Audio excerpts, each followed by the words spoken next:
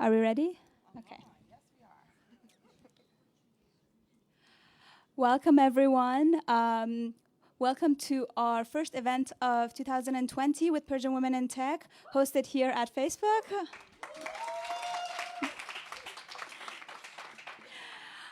Usually, I speak on behalf of Persian Women in Tech, but this time, since I'm working at Facebook, I'm going to take over the host speech, and Arafa will speak about PWIT in a second. Well, first of all, I'd like to thank Facebook. I would like to thank especially the Women at team with Michelle Cap and the internal women's group within Facebook who've helped us provide the space, and everyone on the facilities team who've helped us put it all together. A few updates about the company. There was a recent announcement by Sheryl Sandberg that there will be about 1,000 new jobs within London, within the London offices. So if any of you are interested, please reach out to one of us who are already here, and we'd be more than happy to give you some information. Other than that, there were some few housekeeping notes. If you're looking for bathrooms, they're out that door towards the end of the hallway, and there's another gray door. And yeah, that's it. It's very simple. And I hope you enjoy. I'll hand over to Arafat to give us more information. Of course. Well, welcome everyone.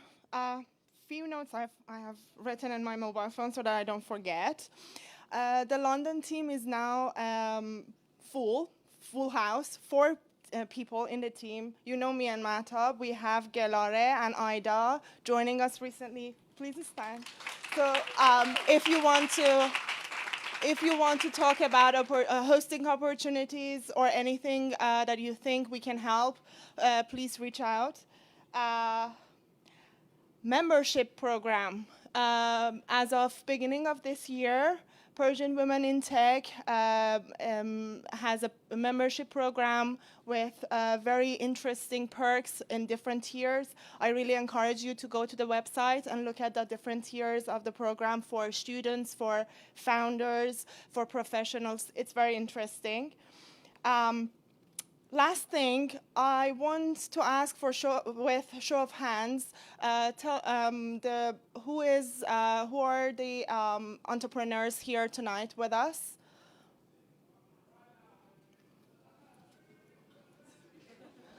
You should raise your hands higher. Higher, come on. And if any of you are looking for technologists, you should raise your hands even higher. Yeah, of course. Who are the recruiters, if we have any recruiter here? No? Really? I'm one. I'm looking for electronics engineer if any of you is interested. Or if any of your companies are recruiting. Yeah? And if anyone is anyone is looking for new opportunities, new job.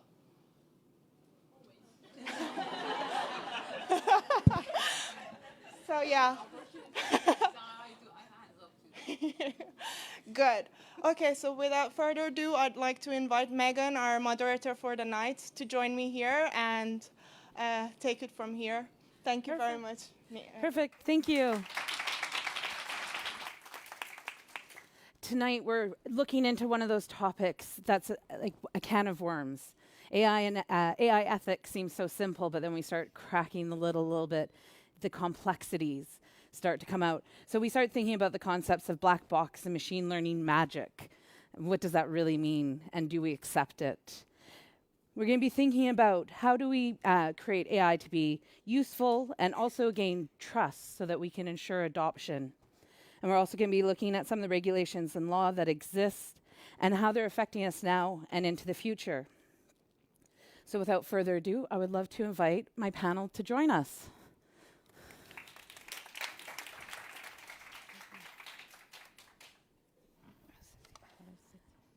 So I think one of the first questions we're going to be looking at is, what does AI mean to us, and what does AI ethics mean to us? So I'm going to pass along for each panelist to introduce themselves. Just to toss it up, we'll start at the far end and come this way. So Poria, Right. Hi, everyone. So, thank you for having me here. I'm Puria Mortazavian. I'm a PhD in machine learning from University of Surrey. I've been working in mostly computer vision space for the last few years. Most recently, I'm director of research at a company called Onfido. We do remote identity verification. I'll make sure to speak about that more later. And what does AI ethics mean to you? So that's a tough question. You didn't say you were going to ask A short that. answer. So I think if AI is having machines do human-like things, then AI ethics should probably mean having machines that also follow human-like ethical frameworks. So, I know that's a lousy cheat definition, but that's as good as I can get. Perfect. Nagar? Hi, my name is Nagar. I am a product manager at Babylon Health. It's a health tech company that offers AI solutions when it comes to preventative health and preventative care and diagnosis. I lead a team called Digital Twin and Simulation. We look at simulating human health and using it for predictive, for prediction of someone's health. AI ethics means to you? Right. I think ethics in AI is a complicated matter because and people don't agree what ethics is, and you have two classes of ethics thinking an action is bad or good in its own terms, or we assess it by the consequences of that action. And I think the tech community has adopted the second definition of ethics, where we say if AI is good or bad based on the consequences and the reaction that it's going to get from people. And I guess that kind of narrows it down to what we will be talking about here. Perfect. Okay. Hello, everyone. Sorry, I think I'm losing my voice. I talked too much yesterday to my students. So, Sanaz Falaker, I am a senior lecturer at, senior lecturer only because a multitasking ninja is not a job title. Yes, at the School of Computing, Engineering and Mathematics, University of Brighton. I mainly, I can talk about my background, and I don't want you obviously to bore you, but my research and consultancy experience has been over the past 10-15 years focusing on human-centered development of intelligent systems that particularly incorporate a potential of user experience, cognition, and collaboration in designing intelligent system. And when it comes to my take in AI, I did my PhD in 10 odd years ago in natural language processing, developing a language learning system through mobile and interactive television. Since that, I've been lucky enough in sort of being engaged in a number of projects that in UK has been sort of founded by UK Research Council, European Commission, FP6, FP7 framework, as well as the recently Department of Health, looking at potentially developing intelligent systems through cross-platform delivery, mobile, wearable, interactive interactions that could obviously capitalize on the sort of importance of what we can change within the sort of impact within the social and societal needs and lives. So this is one area of me, and I quite like to have another foot in industry. Recently, I've been involved, obviously, as a co-founder and CTO of one of the startup companies in Silicon Valley, mainly working with my sister and other sort of people I know in Silicon Valley. We develop augmented reality and mixed reality application to teach music application for a student to learn through the intelligent sort of agent as well as a sort of AI platform.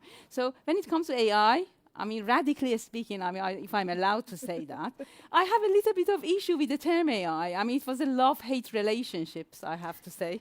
Over the years, so it's changed. When I was doing my PhD with the natural language processing, it was a love relationship, and then it becomes hate relationship because nothing was changing at the time. And now, recently, obviously, everyone talking about AI, oh, it is a love relationship again. Very interesting. And what happens is recently, again, lucky enough, we've been involved in some various ethical and AI projects as well. So it is a very complex domain. It is imperative we have this conversation. And I think it's very important that we have this conversation as radical as possible, that we can actually have some output out of this. And I mean, I'm quite actually pleased to see so many startup companies, new faces here are working in AI and technologies. It makes me quite happy, actually, because I haven't been engaged with Persian community for 20 years. And this particularly very interesting because it means that I can actually go back to my roots in a sense to collaborate. And I think for us here, apart from radical discussion, I quite liked actually we can collaborate and network a little bit further, because I talked to people from Google, Oracle, and obviously Facebook, and academia. I think this would be an excellent platform for this type of discussion. So I talk too much. So I told you, I'm academic, I talk too much. You can stop me. No worries. Last one, Galera. Yeah. All right. Hi, everyone. My name is Gelare, and I'm a senior data scientist at CognitionX. I've got my bachelor degree and master degree in computer science and artificial intelligence, and I'm currently a PhD candidate in artificial intelligence at Vienna University of Technology. In 2015, I moved to industry from academia, and since then, my focus has been around applying different machine learning techniques on natural language processing problems.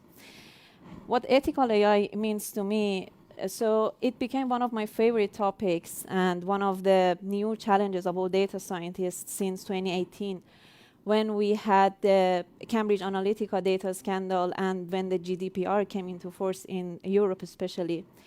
So normally as data scientists, we mostly care about the performance of our models, the accuracy of it, how good it is. But when it comes to ethical AI, it means to us how explainable it is, how we can interpret our models.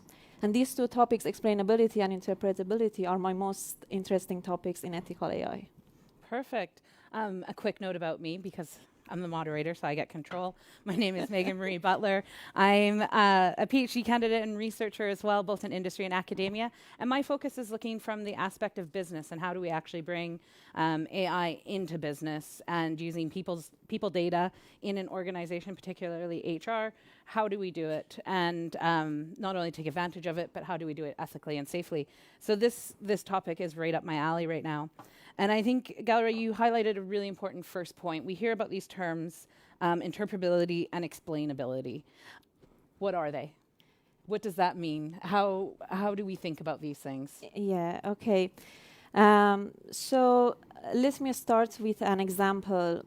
Imagine a situation you would ask for a bank loan, and it's a computer powered by a specialized machine learning algorithm in credit risk assessment, denies your demand. And then you ask, why is that? And there is no answer for it.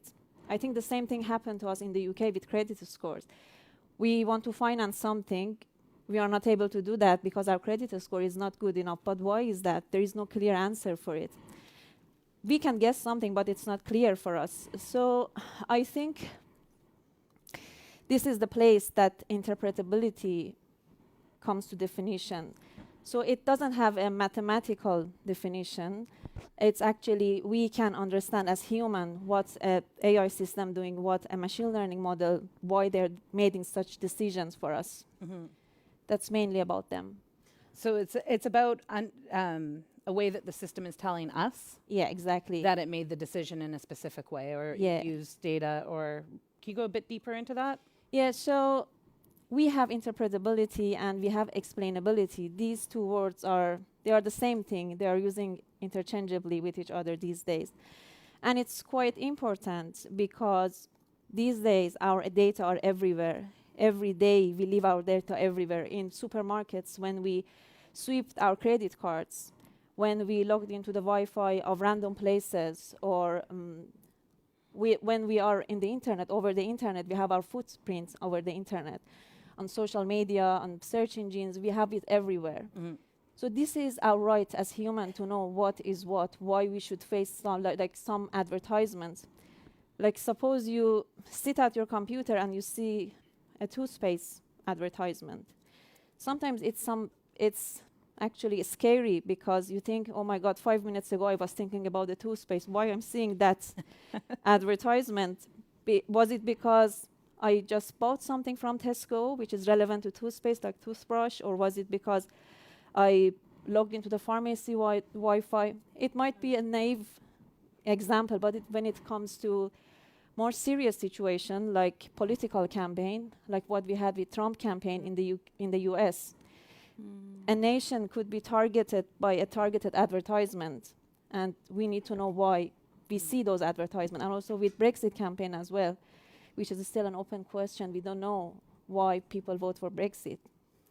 So this is one of the reasons it's quite important. And also, explainability could help us to understand the meaning of the words, to help or to improve the science and technology. For example,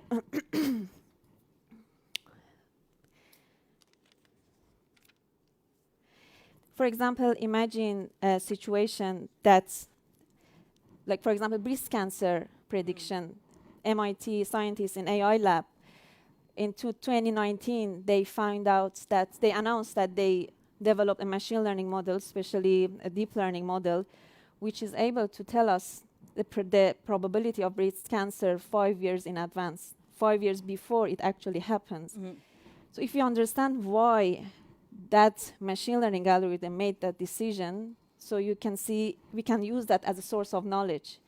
We can use that as a source of information to tell our patients, you shouldn't do these things, you shouldn't do that thing, to avoid or to prevent the breast cancer happens to you. And also it could help us to improve the trust and safety. It could help machine learning models actually to do reverse engineering for themselves. Like what we had with driverless cars, with Uber and Tesla a few years ago. We had some incident with them. What if we know what was the reason of the incident? Then we can repair those models, we can retune and refine those models. It would be the same thing we do if a human made a mistake. We Exactly. would go back into the situation and analyze it to understand what went wrong, where and how we can prevent it in future. That's really interesting. So you're kind of bringing up around visualization and so it's not just about explainability, but it's also us interacting with the systems and understanding it. And Nigar, I know at Babylon Health, that's a huge aspect of the product, really. You're taking complex medical decisions and then being able to explain it to two very different end users, patients who probably don't have much medical understanding, and doctors who are going to be able to understand much more. So how do you address that issue at Babylon Health around data visualization and explainability, and what are the requirements? Yeah, I think that's very important because you're kind of automating an action that was exclusive to a human being, and we perceive other humans to be rational agents. So if I go to my doctor and I tell them, oh, I have this condition, and what is it? They will write something for you, but they will explain what is their thinking, and we presume that there has some thinking that's gone in their head. There is a cause and there's an effect, and then that informs their next decision. But now that human is completely out. So you have an algorithm that has like perfect accuracy, maybe it can diagnose, but on the other side, it's very emotional. Your user that is faced with a outcome such as, oh, you have a high risk of contracting lung cancer in the next 5 years. How do you tell them that?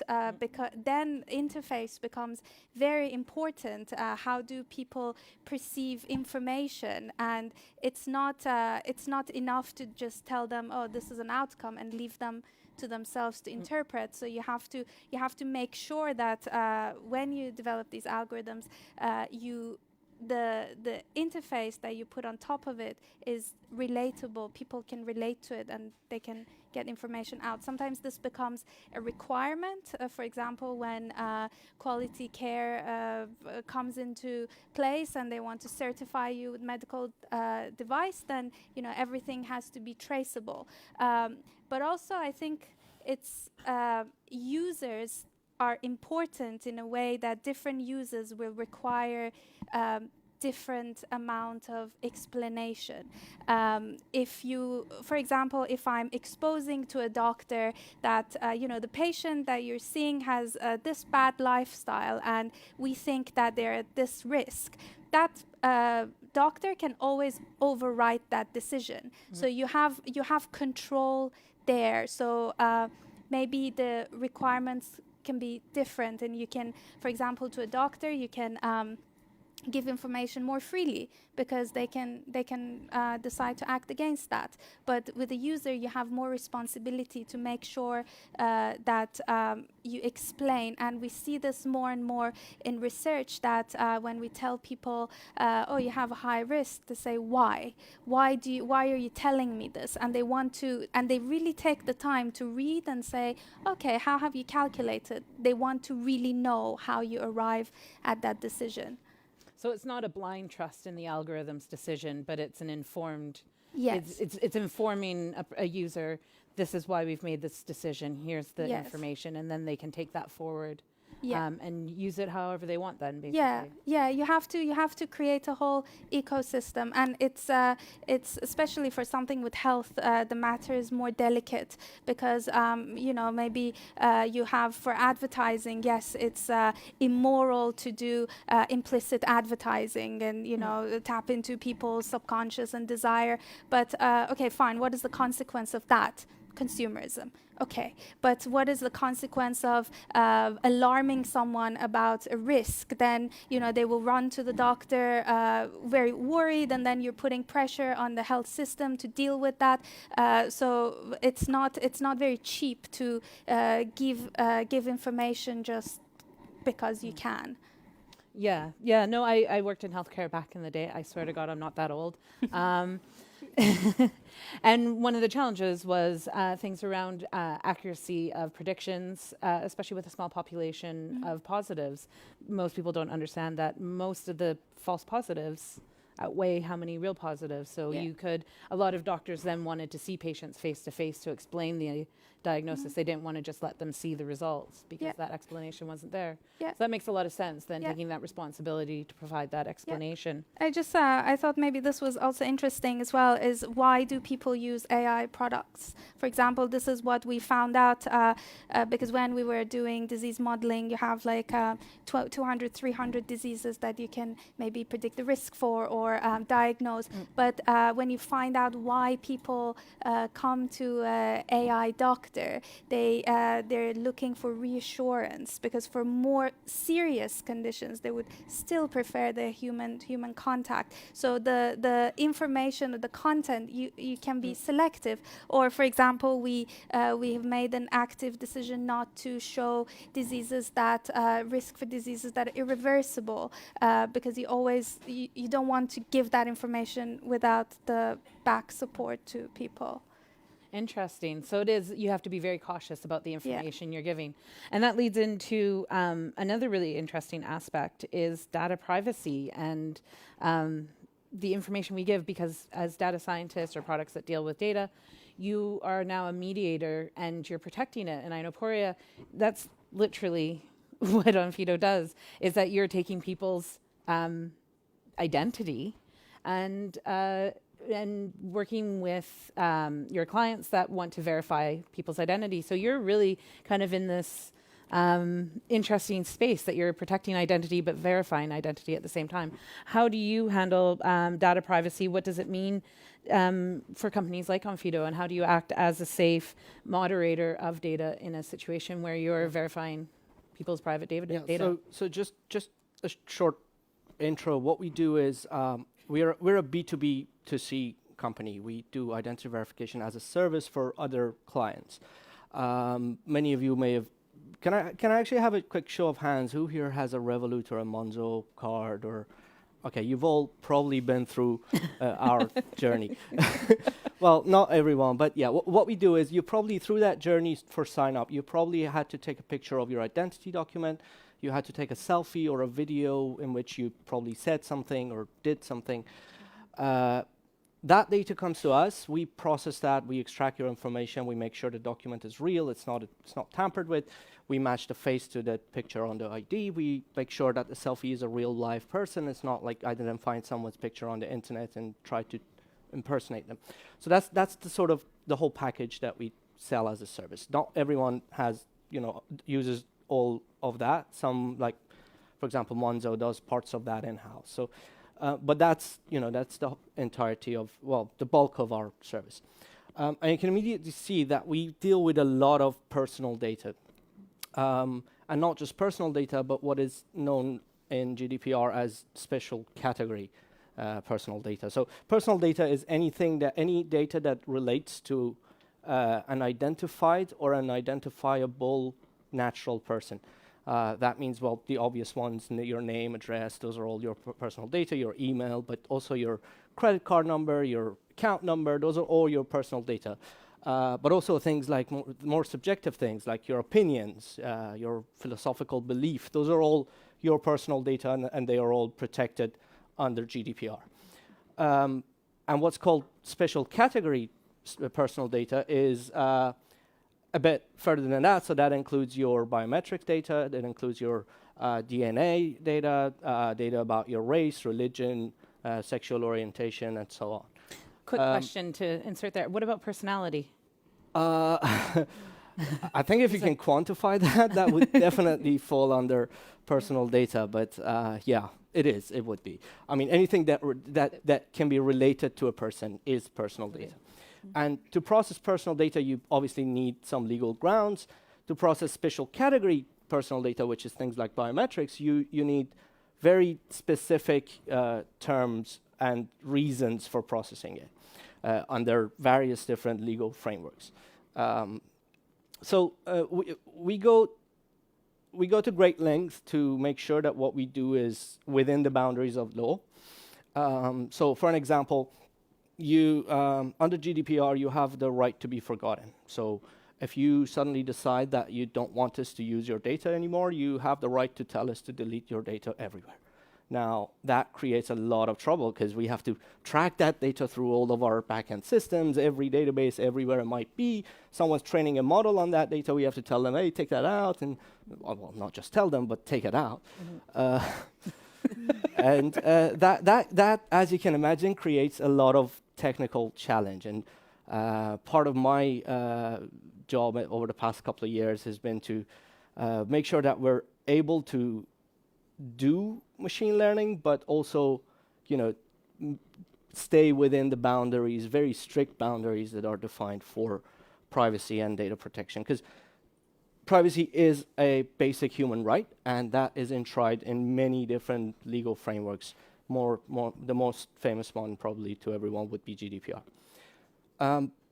But that's not kind of enough. So we need to go a little bit further. So you need to not just meet the letter of the law, but also the spirit of the law. So just as an example, the B2B2C model is very common in machine learning. Like, there's a lot of companies that build machine learning models and then provide a service to another company who has a relationship with the end user. And that in itself creates some interesting challenges. For example, we do not own the relationship with the end user, so we have no way of obtaining their consent. So we need to rely on our clients obtaining that consent. But that's a very risky thing to do. So we need to also find other legal grounds to process that data. But that's, staying within the letter of the law would mean that we just, by contract, we require everyone to do that, and then we don't care. But that's also a risk. I mean, the risk with privacy is so serious that if we get things wrong, the worst case scenario would be company being shut down by the regulator, and you don't want to go anywhere near that. So some of the things that we could, as the sort of community of the data science or machine learning community we could do is if you chase those legal frameworks to their roots, they are based on a handful of basic ethical principles. So, for example, data minimization. That's a principle that says when you're processing personal data, the personal data needs to be relevant, it needs to be adequate for the processing, and it needs to be limited to the amount absolutely required for the processing of the data, for the purpose of providing that service. Now that's pretty straightforward when you're providing a service, right? When we process your data, then we're done with it. When we verify your identity, we're done, we can delete it. But what about building models? We also need your data to train models and to improve our services. So that creates another sort of whole set of challenges. So as what we can do as the machine learning people is start investing more into how can I minimize the amount of data I retain, but still get the utility of that data. So I don't know, fields like low-shot learning, that could be an interesting field of research to drive towards those principles of data minimization. Another one would be limited retention. You're supposed to only keep the data for as long as it's necessary to deliver your service. Again, once I've delivered the service, I don't need to keep it, but then I still need to keep it to train my model. So again, one of the things we could look into for research would be things like lifelong learning or areas such as sample forgetting, catastrophic forgetting. Those are all sort of fields of research within machine learning that I would predict to be more active in the next few years because privacy law gets more and more strict. Interesting. And part of privacy and following these rules, so we're hearing about explainability, about visualization and data privacy, is about building trust and building trust with users, because if we want adoption, if we want to make changes and to have users use our technology, that's a huge piece of that. I know, Sanaz, you deal with trust. How do we design systems in a way that allow for that trust to come through to users, not just within the system, but also within the wider process that we use them in? Okay, very interesting question. I think trust is one area, obviously. Fairness is another area. That is, accountability is another area. So I think generally, in order to build this trust with the potential users, it's very important to think about AI project. First of all, as an ethic, we need to think about what are the potential harms.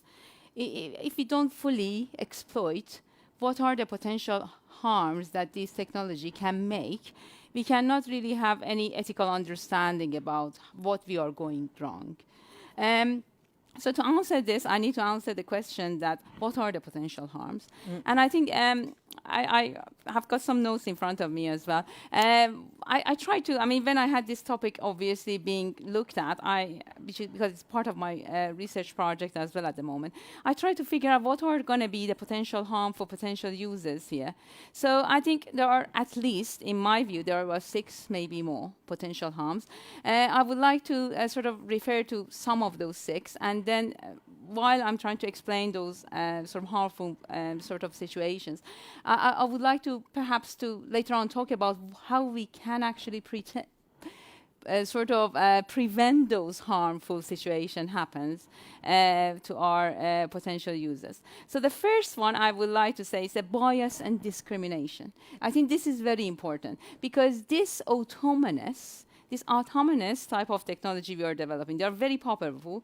We are giving them the cognitive functionality. They can make a decision for us, right? So obviously, when it comes to biasness and discrimination aspect, there are 2 various different things I think we need to look at. First thing, obviously, because it's biased, it can cause marginalizations, it can create inequality. So that is potential harm. Inequality and marginalization, there are 2 important factors here. And the way that this inequality and marginalization we look at, it is throughout the whole system development. It is not only one part of the system development. Let's look at data sampling aspect, right? The first stage that any AI project started with the pre-processing, data sampling, training the data, training data set, and having your trained data set that you can actually test your model, etc., etc. So what happens is, when it comes to training your data set, maybe if you are actually marginalized and inequality, maybe the whole data sampling you have, you need to think about, is this data sample I have in front of me and I'm going to use, are they going to be sufficiently represent the whole population that I'm targeting at?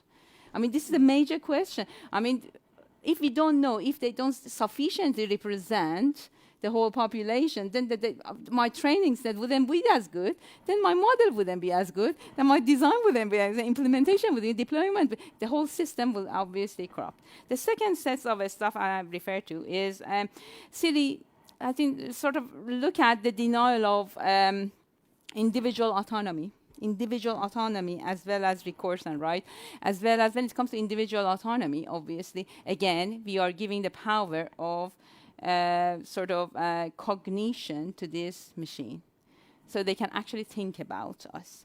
So who is going to be accountable if they are going to think about us? And again, point back to Gilar's point, accountability is very important here, is the potential harm, because if something goes wrong in the decision making, if I cannot understand interpret what the result of the outcome of the machine learning algorithm is, therefore, who is going to be accountable for that? Is it the physician who is going to be accountable in your scenario? Is the physician is going to be accountable? Am I going to blame the physician? Or am I going to blame the AI system? Or am I going to blame the data set that someone else has developed, that the AI machine and the model that someone else is actually, the data scientist developed based on the AI system that I'm going... So these are very important. Or all of them. Yeah, all of them, exactly. So this is very... So denial of individual autonomy is obviously, and because we know through the AI system, I mean, how many people are data scientists here? Okay, yeah. So we have a decision support system, we have a segmentation, classification, we have got different, obviously, again, we didn't touch about that much discussion about black box, white box AI, and I think this is very important aspect of the topic of the AI we need to discuss. I don't know, has anyone looked at the recent article, I think it was yesterday at MIT Press, looking at glass box? Has anyone looked at that? No? So the glass box AI, very interestingly, I mean, we talked about black box and the white box, everyone knows about that, but there is obviously a new approach that MIT are obviously suggesting, because we need transparency here. We need transparency to explain the data, right? The explainability is very important. Therefore, MIT suggested, okay, black box, neural network, deep learning doesn't work, because we cannot explain complex situations, especially when it comes to medical diagnosis. Yes, black box may work with some of the situation for when we don't want the explainability to be the factor here. For example, some of the work I have done, NLP stuff, natural language processing, sentiment analysis. I mean, who wants to know how the system decided how the Persian language could be translated to English? I don't want to know how the AI system sort of explained to me, okay, I've gone through this node and this don't understand this lexicon and this, and then decided how to translate. I don't want to know that. But when it comes to diagnosis system, as I mean, a lot of people obviously discuss about this scenario, I think this is important, because when I being diagnosed with, let's say, God forbid, and cancer, I want my physician to explain to me, okay, I've used this decision support system that is sort of empowered by the power of machine learning, and this machine sort of suggested that because of your family history, because of obviously you are a smoker, I'm not a smoker, but generally because of these factors, you have a prognosis of having a cancer in 2 years' time. You need to be careful, go to the gym, cycle more. So I'm just telling you. So this is the scenario. So I mean, so you need to be aware of the sort of aspects, some of the potential harm, obvious, that can come through white box and black box system. So potential harm here is about non-transparent transparent aspect of the data and unexplainable aspect of the data. We cannot explain everything. Yes, we know that. As a data scientist, you know that. We cannot actually, neural network, it comes from different layers. I cannot explain that. Maybe it's not useful. So that is another area that we need to look at. And some of the time is, even though if you try to explain, this machine has been created for a complex situation that human reasoning is not quite enough to explain it anymore. You're right? The physician cannot explain it anymore. How the AI, machine learning application actually suggests that I am sort of more likely to have cancer within the next 2 years. Maybe the physician cannot, because it doesn't know. It looks at the data set of terabytes of data, looking at the patient history, potentially Persian people having this and this. So therefore, they decided. So he probably not in a position to explain the data. So who is going to be explainable, and also and the accountability aspect. So this is number 3. Invasion of privacy is, as Puriya mentioned, I think this is another area that we need to touch. Okay, by target profiling, by advertising, this is the area that we are all familiar. I mean, how many people are using Amazon, Google, and we get obviously title advertising. When I was in IBM, actually, in Brazil, as well as a recent conference visit, I mean, I was watching just YouTube, actually listening to the Persian music. What happened was, suddenly the advertisement was in Portuguese, and I was screen recording because I really wanted to listen to the Persian music when I was going to visit some of the areas. And then the Portuguese advertisement was there, obviously. That's another area. So we know the invasion of privacy. That is because of the personal data that is collected through us by viewing behavior, by any type of click we do.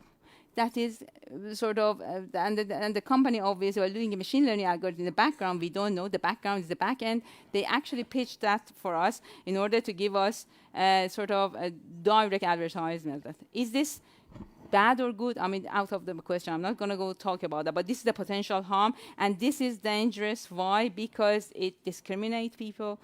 It actually minimized the information, and it changed, obviously, the exposure of a worldwide view to you. I mean, I don't want actually to just advertisement to be filtered to me. I want to be able to see other things as well. So exposure of I think that has an impact on democracy as well, actually, because the freedom of the information to be available. So this is another area. Oh, I mean, before I go on, You have one more last point, and then one more last one. I mean, before I go on, this is the Spy TV book, and I think if you are interested, go and have a look. And this is particularly looking at target advertising. Oh, nice. And in 1998, it was 1999 published before the Data Protection Act, which is 1998. However, we have GDPR now, so everything is different now. So the last point, I have only one point to say. So unreliable, unsafe, and poor outcome. So I know this machine learning can actually miscalculate things. The performance of that, I mean, we are data scientists, they know that it's not highly accurate, 100%. It goes through different layer. If you're, let's say it's a deep learning. Now has anyone used the Google platform recently? Top of the list, who has used that? You have used that? Yeah? Just a bit. Do you work for Google? No? Okay, Facebook, they have a platform as well for machine learning. Has anyone used that? Yeah, what did you use? Okay.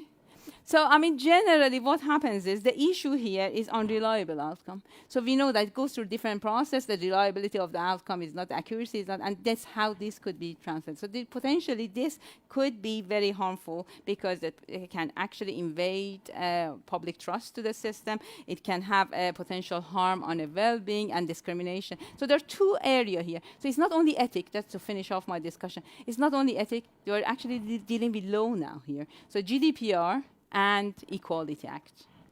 Interesting. Yeah. And I think I have heard the argument for having a social scientist on all projects. So thank you very much. Thank you. I think we're now at the time we're going to stop the recording and say thank you to everyone for joining us. And thank you especially to our panel. Thank you.